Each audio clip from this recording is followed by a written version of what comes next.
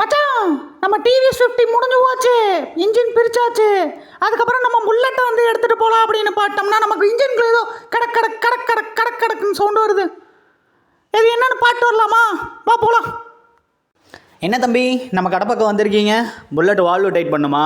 சரி வா பார்த்துக்கலாம்.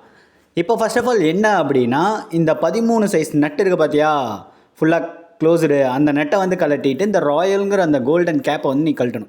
எல்லா வண்டியும் வந்து பார்த்தீங்கன்னா மேலே வந்து இப்போ வந்து வால்வு டைட் பண்ணுவீங்க. ஆனால் புல்லட்டுக்கு இந்த இதுக்கெல்லாம் பார்த்துட்டிங்கன்னா நமக்கு கீழே கேம் ஆப்ரேட் பண்ணுறனால நமக்கு ராக்கர் ராடை தான் நம்ம டைட் பண்ணி ஏற்றி கொடுப்போம் கொஞ்சம். ஓகேவா? இது இப்போ 2 காட்டுறோம் பார்த்தியா, இதுதான் ராக்கர் ராடுன்னு சொல்லுவோம். இதுதான் வந்து கீழேருந்து மேலே வரைக்கும் நமக்கு வந்து வால்வை வந்து மேலே வந்து ஓப்பன் பண்ணி கொடுக்குறது. ஓகேவா? நீ மேலே டைட் பண்ணக்கூடாது, கீழே அந்த ராக்கரோட ஹைட்டை இன்க்ரீஸ் பண்ணி கொடுக்குற மூலிமா மட்டும்தான் நீ வந்து மேலே வந்து கரெக்டாக அந்த கடக்கிறதுக்கு சவுண்டு வருது, அடிக்குன்னு பார்த்தியா, ரன்னிங்கில் வந்து அடிக்கும். அந்த சவுண்டு நாய்ஸை வந்து நீ அரெஸ்ட் பண்ண முடியும் இந்த ராக்கர் ராடை டைட் பண்ணுற மூலிமா. ஓகேவா? இப்போ வந்து இதில் வந்து இன்லெட் வால்வு தென் அவுட்லெட் வால்வு 2 இருக்குது. ஓகேவா? அந்த வால்வு பாரு, நான் இப்போது செக்ஷன் பண்ணி காட்டுறேன். இப்படி தான் ஆப்ரேட் ஆகும் உள்ளக்க. ஓகேவா? வண்டி ரன் ஆகும்போது இப்படி தான் ஆப்ரேட் ஆகும். ஓகேவா? பார்த்துக்கோ. இதுலேயே இது வந்து இன்லெட் வால்வுன்னு சொல்லுவோம். ஓகேவா? இன்லெட் வால்வு நமக்கு புஷ் பண்ணும்போது இன்லெட் வால்வு மேலே ஓப்பன் பண்ணிக்கிறோம். இது எக்ஸாஸ்ட் வால்வுன்னு சொல்லுவோம். எக்ஸாஸ்ட் வால்வு நமக்கு அவுட்புட்டு எல்லாம் முடிஞ்ச ப்ராசஸ் எல்லாம் முடிஞ்சக்கப்புறம் புகையை வந்து வெளியேற்றுறதுக்கு எக்ஸாஸ்ட் வால்வு யூஸ் ஆகும். ஓகேவா?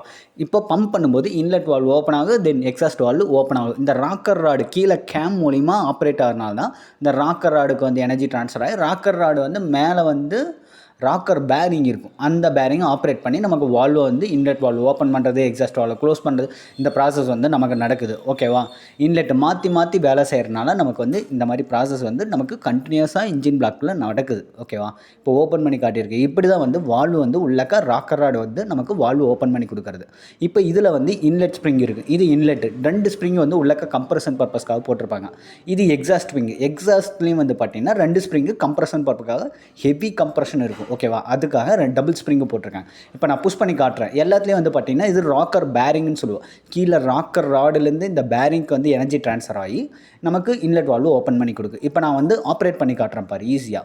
எல்லாருக்கும் பார்த்தீங்கன்னா சிம்பிளாக வந்து மேலே டைட் பண்ணுவீங்க வால்வு. ஆனால் இதில் வந்து கீழே ராக்கர் ராடு அந்த 8 சைஸ் நட்டை டைட் பண்ணுற மூலிமா நமக்கு ராடை வந்து லென்த் இன்க்ரீஸ் பண்ணி நமக்கு ஓப்பன் பண்ணி கொடுப்போம்.